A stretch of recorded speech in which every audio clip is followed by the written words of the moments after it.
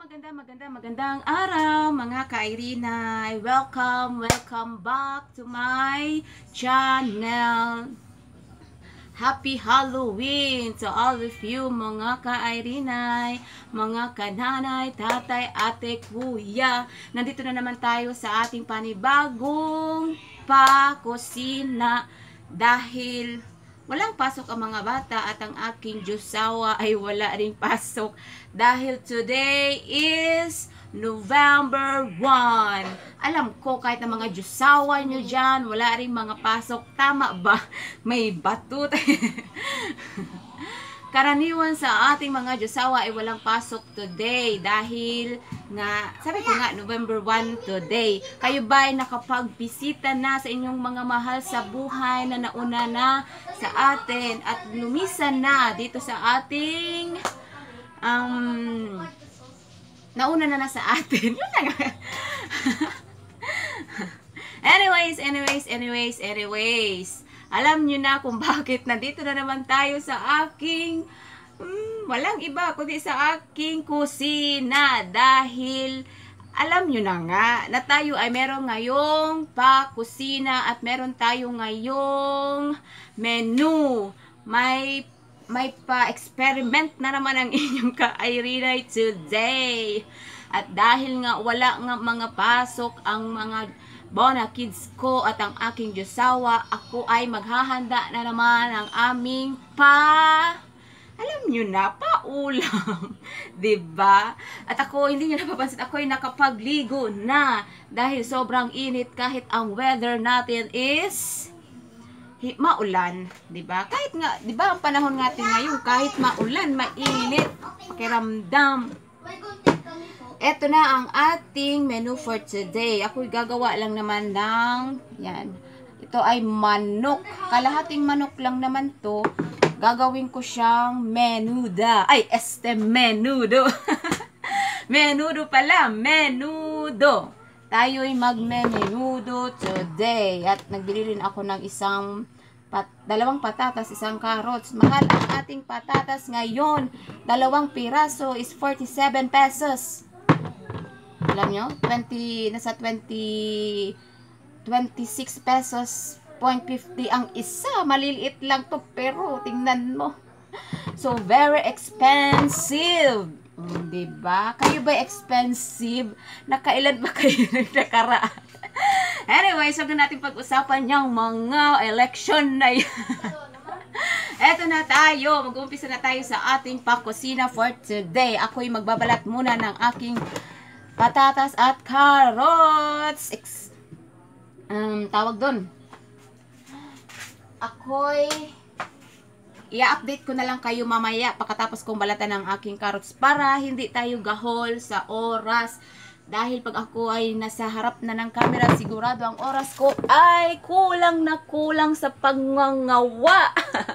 Dahil ang aking cellphone ay, syempre, ano na naman to, full memory. Balikan ko kayo mamaya, mga ka-Irina. Ito na. Ready na ang ating patatas at saka carrots. At saka yung, nakalimutan ko itong hotdog. Bumili pa muna ako. Ito yung hotdog. Kunti lang yung hotdog at saka yung bell pepper. Our menu for today is menudo. Menudong kulang sa ingredients, pero hindi natin yan titipirin sa lasa, diba? Merong mga kulang sa ingredients, pero hindi naman tinipid sa lasa. Depende na lang yan kung paano mo didiskartehan ang niluluto mo kahit tipid sa ingredients. Ako, tipid sa ingredients kasi mahal yung mga bilihin. Tulad na lang ng patatas, mahal yung patatas. Almost, nasa 47 pesos yung dalawang maliit. Kaya, wala, talagang tipid tayo. Kahit tipid, papasarapin natin yan. Halika na, tayo ay mag-uumpisa na sa ating cooking. Huwag na natin itong patatagalin dahil anong oras na rin. Si Diyosawa ko wala dito sa bahay pero wala siyang pasok. Nandun siya sa kapatid ko, nag-extra na naman siya doon. Ganyan ang ginagawa niya pag day off niya. parang hindi na rin niya day off kasi ano, yung pag day off niya, nag-extra kasi siya doon sa kapatid ko. Kaya extra.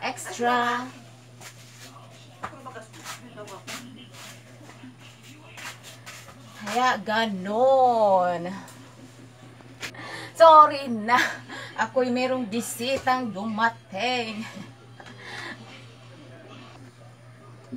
Tayo'y magigisa na ng bawang sibuyas. Tingnan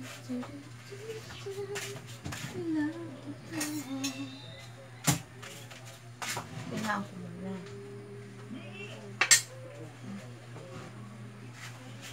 Minudong tinipid sa ingredients, pero hindi natin siya titipirin sa lasa. Diba? Sabi ko nga, nakadepende yan sa nagluluto. Kahit tipid yung ingredients, basta marunong ka magtansya ng lasa, mapapasarap mo ang niluto mo. Tama ba? Relate ba kayo? Kasi mahal ang mga bilihin. Gigisahin ko muna yung sibuyas. 4 minuto pala ang ating menu for today. Ay, chicken minudos. Ang ating chicken minudos.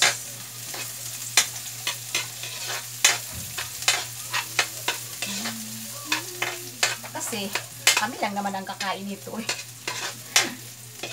Hindi ko naman ito ititindahin. Kaya okay lang kahit tipid ang ingredients niya. Pero papasarap din ko to. Para lalong mahumaling si Diyos sa... Di ba? Ang sabi ba nila? Ang sabi nila, pag ang isang babae marunong sa loob ng bahay at marunong pang magluto, ay hindi yan maghahanap ng iba. Okay, ako talaga, yung naniniwala talaga ako sa kasabihan ng ganyan. Mami, bakit po mami ang sarap bango? Ay, bango? ang sarap Wow, ng mabango daw. po mami. Opo, kasi ginigisa ko yung bawang sibuyas mo. Yung pagkaon, ito? Opo. Diba? Kayo ba'y naniniwala din sa kasabihan na kapag ang asawang babae marunong sa loob ng bahay at marunong magluto, palaging uuwi at uuwi ang iyong asawa at hindi yan maghahanap ng iba, diba? Gigisahin na natin yung chicken. Kasi nga, ano pa naman ang hahanapin niya? Marunong na magluto ang asawa, marunong pa sa loob ng bahay, marunong pa sa higa. Etos na. Hindi na maghahanap yan. Siyempre, ikaw talaga. Kayo talaga, uy. Ano ba hanapin niya? Ito na, isang lasa lang naman niya. Rated SPG. Ni-adjust ko lang naman kayo, uy, para matawa naman kayo dyan. Hindi yung seryoso kayo nanonood sa akin. Diba? Pero, kidding aside, pag marunong talaga ang babae sa loob ng bahay, ang asawang lalaki hindi maghahanap ng iba. Pag maalaga na, marunong magluto, masarap magluto, marunong mag-alaga ng mga anak, nagagawa yung responsibilidad sa asawa, sa mga anak, sa loob ng bahay, di ba? Kaya, sino pang matinong lalaki ang maghahanap ng iba, di ba? Ganyan din ba kayo? Ganyan din ba ang paniniwala niyo sa sarili niyo? Kasi ako ganyan talaga. Nagisa ko na yung manok. Okay naman, narito ko. Ano yan? Joy. Lalagyan ko siya Joy lang ng ito. paminta. Opo. Opo. Dito lang ako nakabili ng paminta. Mabuti na lang, meron ako dito isa. Kasi,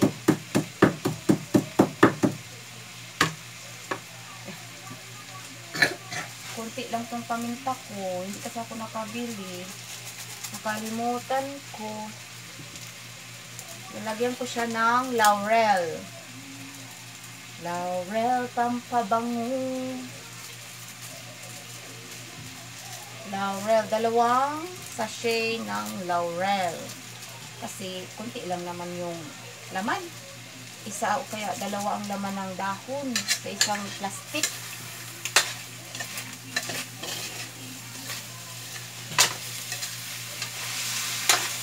Lalagyan ko siya ng kunting tubig.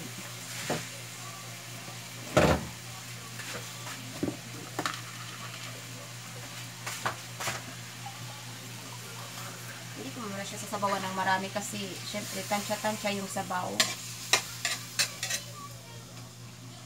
Kunting lambot lang. Pag malambot-lambot na siya, lalagyan ko na siya ng tomato sauce. Tomato sauce. Lalagyan ko siya ng kunting toyo para merong lasa ang ating chicken menudo. Chicken menudo. Diba? 2 kutsara ng toyo. Naglalagay din ba kayo ng toyo sa menudo nyo? Pampalasa lang naman yan, oy. Mamaya na ako maglalagay ng asin pag ano na. Yan. Ang binili kong tomato sauce is yung mura lang. Kasi nga, yun nga, tipid muna tayo today dahil ubos na yung ating mga paipet. Meron pa ba kayo dyan? Pautang naman, no? Wala, sa akin lumipad na. Lumipad na ang aking mga nakuhang sobre. Anyways, congratulations sa mga nanalo sa ating 2023 SK and Barangay election. Diba? Kahit yung mga natalo, congrats pa rin kasi ginawa nyo yung lahat at nag-try kayo, diba? Kahit natalo, huwag nyo isipin yung negativity dahil at least nag-try kayo at kahit isa merong nagsuporta sa inyo, diba? Hindi kayo na zero, diba? Ganun lang yun at mas maganda sana walang samaan ng loob. Sports lang, diba? Kasi nga, sabi nga nila, kayo ang huwaran ng barangay.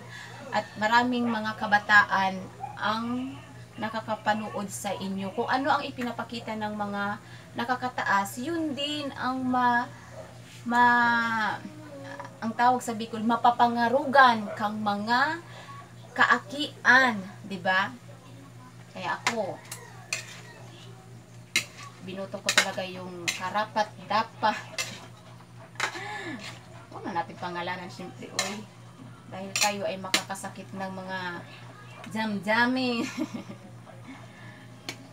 Eto na ang ating chicken. Ilalagay ko na yung patatas at saka carrots kasi malambot na yung manok.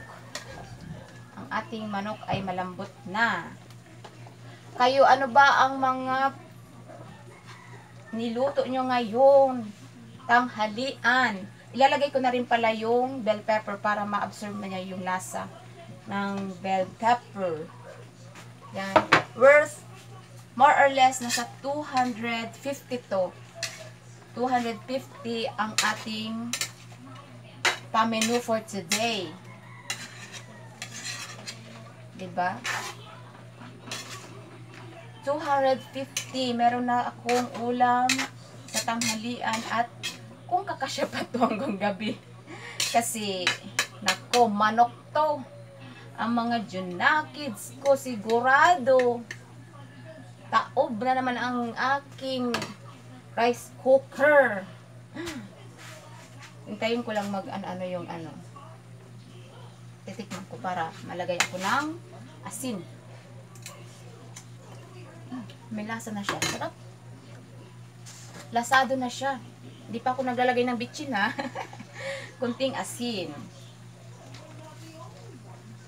Sasakay ako sa aking pangarap hanggat lalagyan ko na siya ng tomato sauce. Ang flavor niya is Filipino style. Diba? Kayo ba ay nakapunta na sa mga yumaong yung mahal sa buhay? Sa mga ano ba? Semento? Ay. Sabi ko nga, tinipid lang to, pero hindi natin titipirin sa lasa. At saka hindi ko naman ito ititinda, kaya kami lang naman ang kakain ito, uy. Kaya okay lang kahit tipid. Pero ang lasa, hindi natin tipirin sa lasa. Diba? Tamang ano tayo ngayon, pa-experiment ng ating menu. Marami yung sabaw niya, oh. Patutuyuin ko pa to. Ang tawag doon,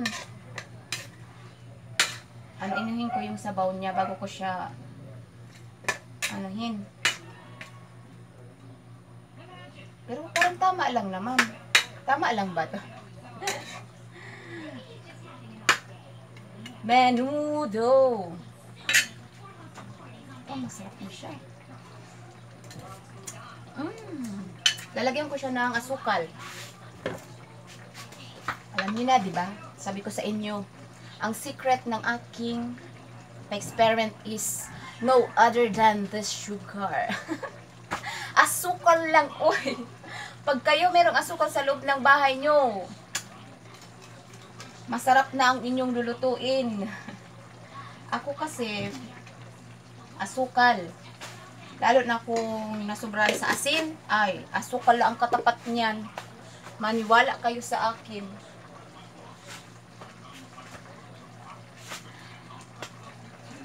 Kayo ba ay nakapag-subscribe na mga ka-Irenay? Sa mga hindi pa po nakapag-subscribe at baguhan pa lang dito sa aking channel, please pa-subscribe naman po at don't forget to like mga ka-Irenay.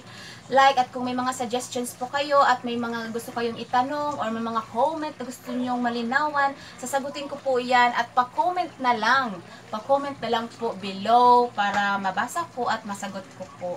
Well, okay lang sa akin kahit negative pa yan, diba? Basta ang importante, nalaman ko yung mga sa loob nyo. O, tsaka tulong na rin yan sa akin, diba? Sige na mga ka-Irenay.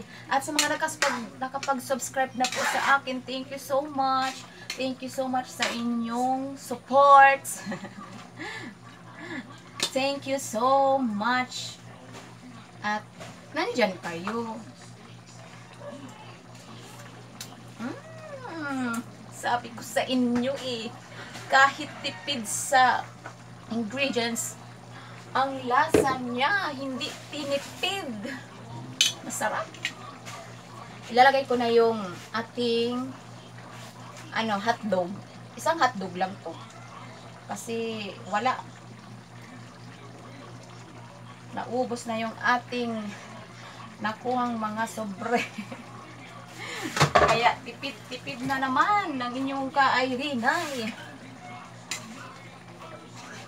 Oy, kayo ha, wag muna kayo mag-grocery. Wag muna, sabi nga doon sa isang page na basa ko, wag muna magpariband, wag muna mag-grocery, nahalata kayo. Ay nako, maski ano man sa Indo, oy.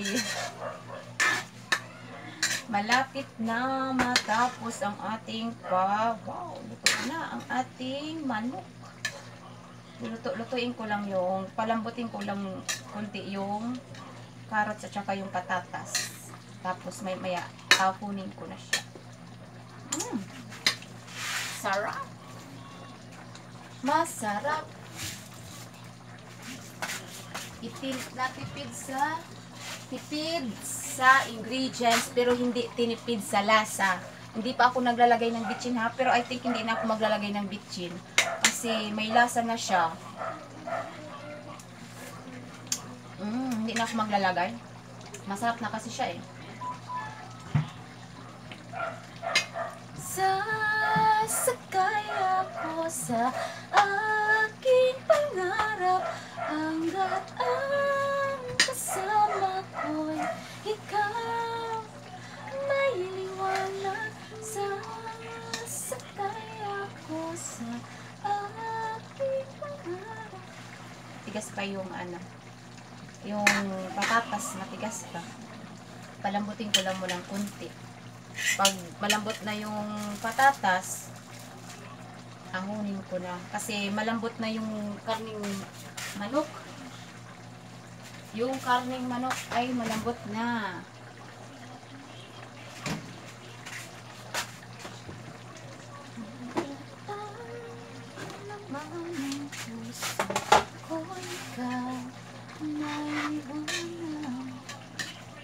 Menudong tinipid sa ingredients pero hindi tinipid sa lasa, 'di ba?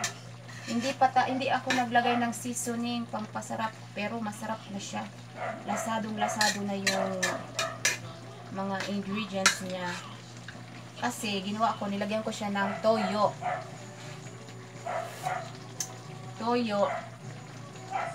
At yung lasa ng tomato sauce, naghalo na siya. At nilagyan ko siya ng konting asukal. Kasi yun nga, 'di ba, sabi ko sa inyo, ang aking secret para sumarap ang luto, ang ating pa-experience is asukal lang naman. Pero syempre, depende naman yan kung paano mo lutuin. Tsaka hindi masarap pag sobrang matamis, 'di ba? Dapat nasa nasa moderate lang yung tamis niya, yung nababagay sa luto, 'di ba? Katulad nito, ulam to eh, 'di ba? Pang ulam, hindi naman pwedeng matamis talaga. Kasi hindi na yan ulam, dessert na yan. Gusto niyo bagay tipid, 'di ba? May ulam ka na, may dessert ka pa. 'Di ba? Update ko kayo mamaya pagtapos na to. Tapos na nga tayo sa aking pa-experiment ngayong araw. At ito na yung kinalabasan ng aking menudong tinipid sa ingredients pero never tinipid sa lasa. Ito na ang ating kinalabasan ng ating pa-menu. Baba ko kayo. Ang ating menudo. Naku, ang anak ko eh. Ayan na siya. Wow! Si kuya man ay. Ayan na, 'di ba? Yan ay hindi na ako naglagay ng anumang seasoning dahil meron na siyang lasa. Ngayon ako yung magpapaalam na mga ka-Irinay dahil meron pa akong gagawin. Please don't forget to like, comment kung may mga katanungan po kayo, at sa mga hindi pa po nakapag-subscribe, subscribe na po kayo please mga ka-Irinay. Easy step lang po itong aking niluto ngayon at alam kong kayang-kaya nyo to mga kananay. Siyempre ako nga, baguhan pa lang sa pagluluto at nagtatry talaga ako ng mga anumang ingredients para sa aking pamilya para meron akong maihain sa kanilang masarap pero tipid na mga tips para sa inyo, 'di ba? Tipid na mga ingredients pero masarap at yung pasadong-pasado sa panglasa ng ating pamilya, 'di ba? Anyways, bye-bye na mga ka-Irinay. This is it muna for today's video. Kita-kits tayo sa susunod na aking mga pa-video. Bye-bye mga ka-Irinay. Have a nice day. Bye!